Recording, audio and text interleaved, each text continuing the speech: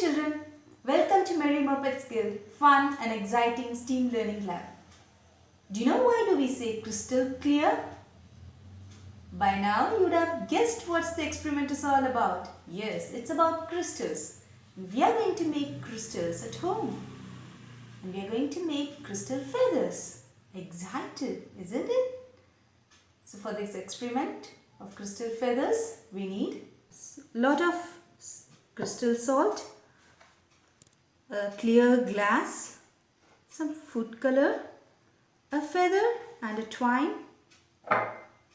and a popsicle stick. And you should also have a glass of water and a heat source to make this.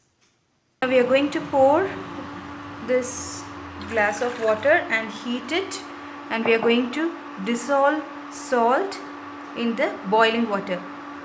When you are doing this experiment, please make sure you are doing this under adult supervision. Let the water boil. Now add as much salt as you can in the water. Water is boiling, and stir.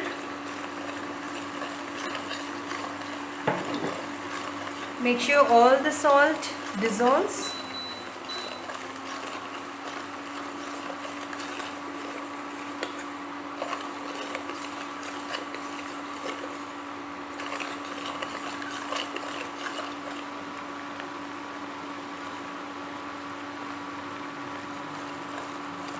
Once all the salt you have put inside the boiling water has dissolved, switch off the stove and add some more salt.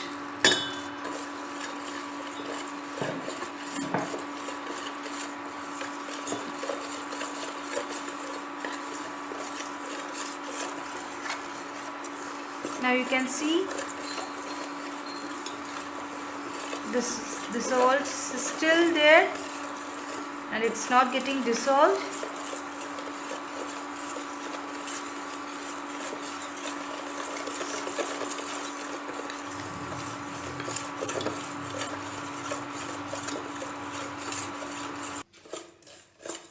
Now this salt solution is super saturated.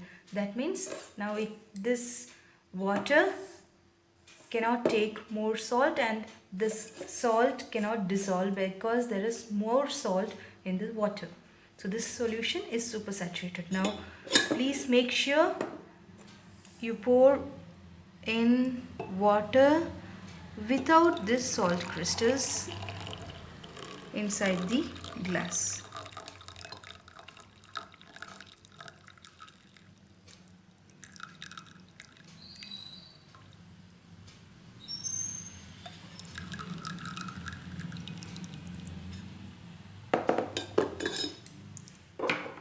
We're going to add a bit of color.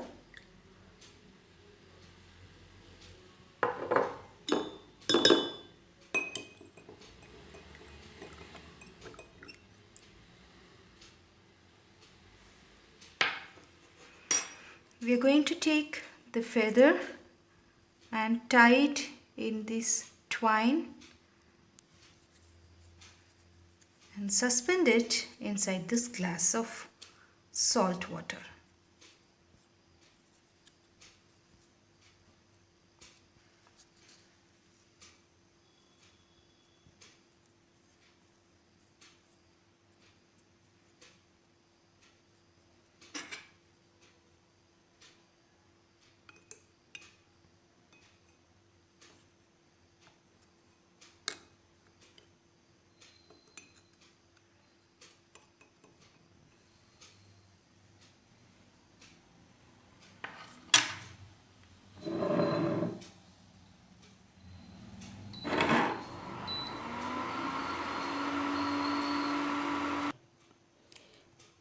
Keep this glass of water undisturbed for at least 2 to 3 days so that you can see the crystals formed on the feather.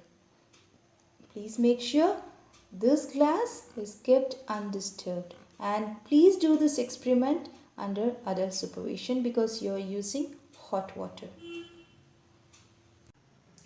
It's been a couple of days and we are waiting to see the crystals. Wow.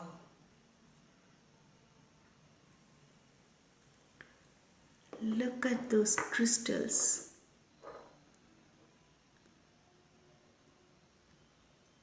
What are crystals, children? Crystals are objects made up of tiny particles. These particles stick together in repeated pattern. They form unique shapes. Can you see the shapes?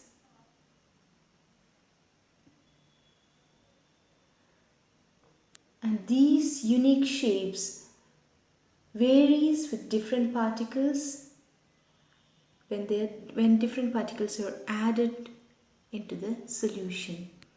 Before moving on to what are crystals, we should know what is a solution.